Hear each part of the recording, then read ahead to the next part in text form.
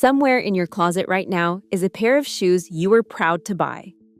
A name you saved up for, a name that felt like you had finally arrived. And I need to tell you something gently, because I fell for it too. That name may not build its own shoes at all. One of the most famous designer labels in women's footwear does not make a single pair. It rents its name to a factory and stamps it on the insole, and you paid for the autograph. Today we are ranking 10 luxury shoe brands, worst to best, and by the end you will read any shoe in a store in about 10 seconds. Because 3 of the 5 worst brands on this list are quietly owned by the very same company. I will name that company, and I will name all 10 brands, because nobody else will. 5 of these you should never pay luxury money for. 5 are worth every dollar. The best shoe on the good half costs less than half of the worst shoe on the bad half. And I will show you exactly why. And there is one brand here that women have trusted for 100 years that has been quietly hollowed out, and I will name it before the end. Let's start at the bottom, with the worst. Number 1 is Jimmy Choo. Picture the shoe every woman pictures. The strappy 4-inch heel, the red carpet, the $800 to $1,200 price tag. For years, I believed that price bought me something extraordinary. And I need you to hear this gently, because I bought them too. Much of the line really is made in Italy, and that part is real. But most of these are thin glued heels, and glued is the word that matters tonight.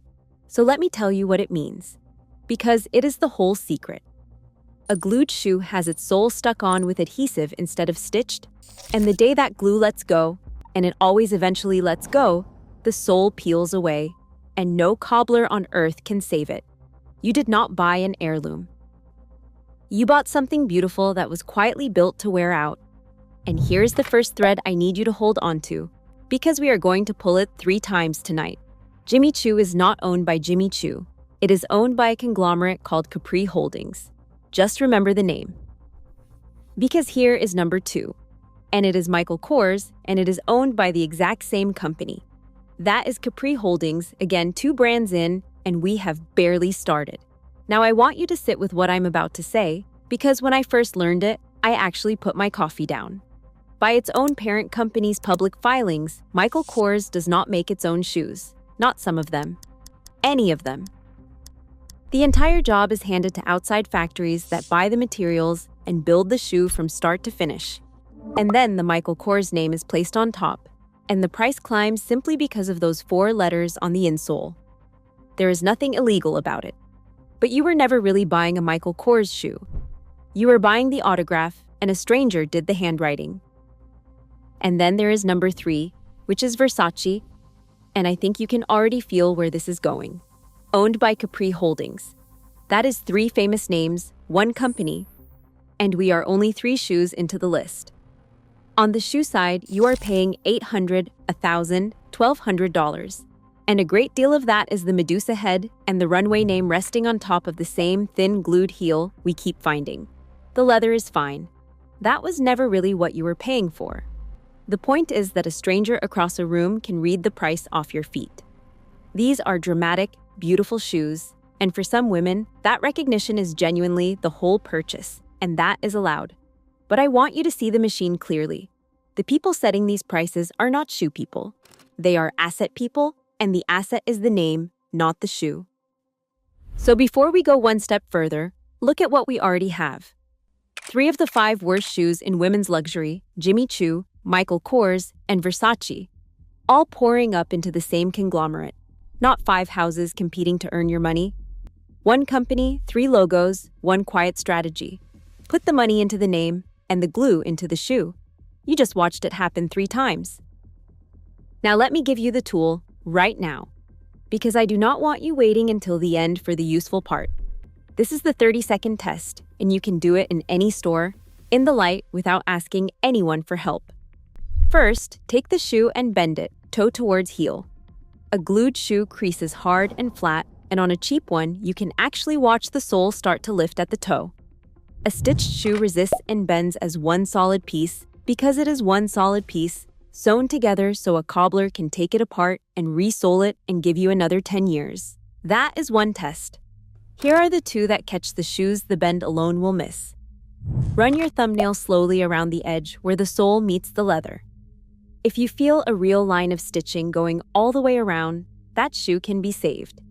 If it is a smooth glued seam, it cannot. And no money you spend later will change that. Then look hard at the leather itself. Real full-grain leather has tiny pores and faint natural marks, and that little bit of imperfection is what tells you it is real. A coated, corrected surface looks flawless and uniform and faintly plastic, because a machine printed the grain onto it. When a shoe looks too perfect, that is the warning, not the reward. The leather does not know which store it is standing in. It is either real or it is printed, and now you can tell which in the time it takes a sales associate to walk over. Now, if you want this for every brand instead of just the 10 today, I put 85 clothing and shoe brands into one guide, ranked from worst to best, with the exact quality checks to read any shoe in about a minute. The link is in the video description, or you can scan the QR code that is on your screen right now. Because the next 2 shoes are the last of the bad ones, and then we cross into the 5 I actually want you to own. Number 4 is Stuart Weitzman, and I put it here because its story is the saddest kind. This was a real shoemaker's name once, but the company was owned by a private equity firm, then sold to the group that owns Coach, then sold again in 2025 to a footwear company called Caleres. 3 owners passed around like a poker chip, and the man whose name is on the box retired years ago and is not walking the factory floor anymore. The shoes still photograph beautifully, but you are no longer buying his craft. You are renting his signature from whoever holds it this year. The trouble was never the shoes. It was the financial engineering, done by people who never once stood at a workbench.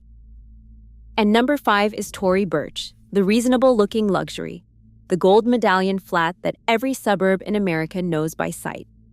The leather is often Brazilian, the hardware comes from China, and the construction underneath is the same glued build you would find on a shoe costing a quarter as much.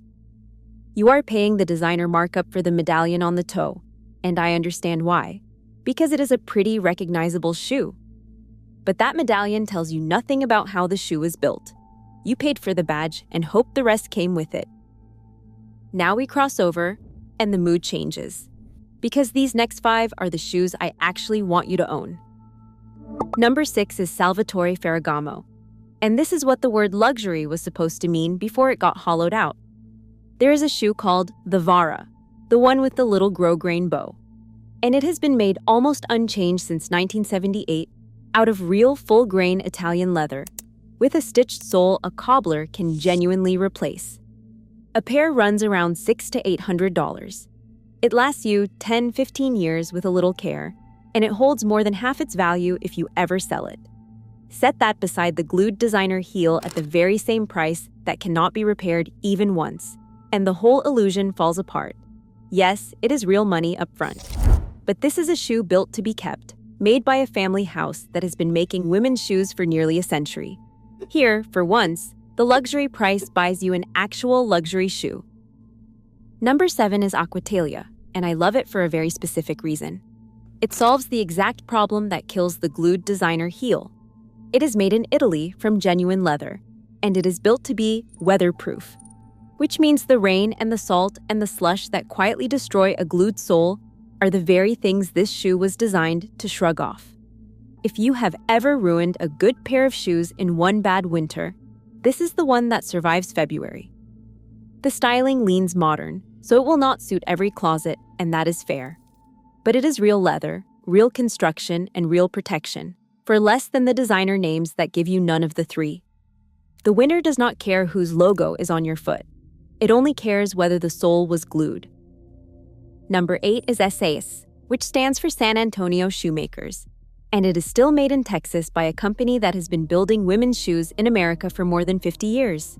This is comfort luxury, the real kind. Premium leather, hand-assembled, with support and a fit that a department store designer heel simply does not give you, and a toughness that has earned it a quiet, devoted following among women who are on their feet all day long.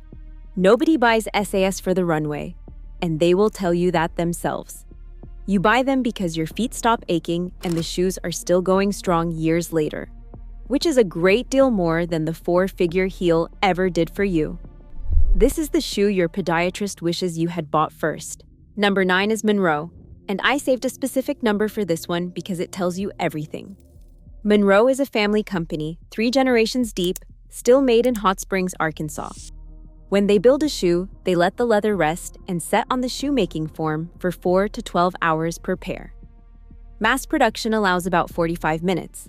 That patience is the entire reason a Munro holds its shape and molds to your foot over years instead of falling slack in months. And they make it in 75 different sizes and widths. For the narrow and wide feet the big brands pretend do not exist. This is a genuinely well-made American shoe for well under the designer prices. The same good leather and care without the logo tax laid on top. One woman pays 4 times as much for the runway name. The other buys the shoe that actually fits and simply stops thinking about her feet. And number 10, the best value on the whole list, is Cole Haan. This is for the woman who wants a name she recognizes, something polished from a department store, that still gives her real leather and real wear for often less than half of that opening Jimmy Choo. I will be honest with you, because this channel is always honest. Not every Cole Haan style is stitched, so use the bend test on the exact pair in your hands before you buy. But at that price, in real leather, made to be walked hard through an actual life, Cole Haan quietly settles the whole argument. It proves that everything above a certain price was never about how the shoe is made. It was about who owned the name and how badly they needed you to feel chosen. Now, the trap I promised you at the very start, and it hurts, because it is a name women have trusted for 100 years. Churches. For generations, Churches made women's shoes every bit as good as its men's. Lovely English shoes, properly stitched, the kind you resoled instead of replaced.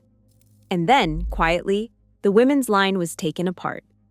First, they moved to corrected grain leather, that coated plastic-sealed surface you now know to distrust on sight. Then production left England for Italy. Then the real stitched construction was swapped for a lighter build, with a decorative strip sewn on top just to look like the thing it no longer was. And Churches today is owned by Prada. The name is 100 years old. The shoe underneath the name is not the shoe that name earned.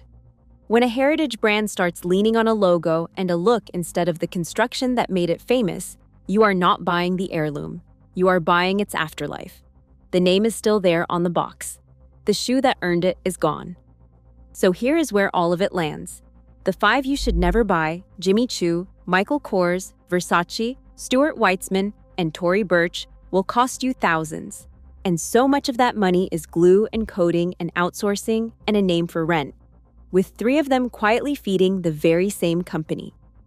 The 5 worth buying, Ferragamo, Aquatalia, SAS, Munro, and Cole Haan, give you real leather, real construction, and shoes built to be worn for years and kept, several of them for less than a single designer pair from the top of this list. That gap in price was never really a gap in quality. It was a gap in margin. The extra you paid so a holding company could keep the name expensive. The sole tells you everything. The label tells you nothing. Now go and find the pair you already reach for without thinking. The ones worn soft at the heel that simply work. Tell me the brand down in the comments and tell me how many years they have lasted you, because I read every single one. And subscribe before you go so you don't miss the next video.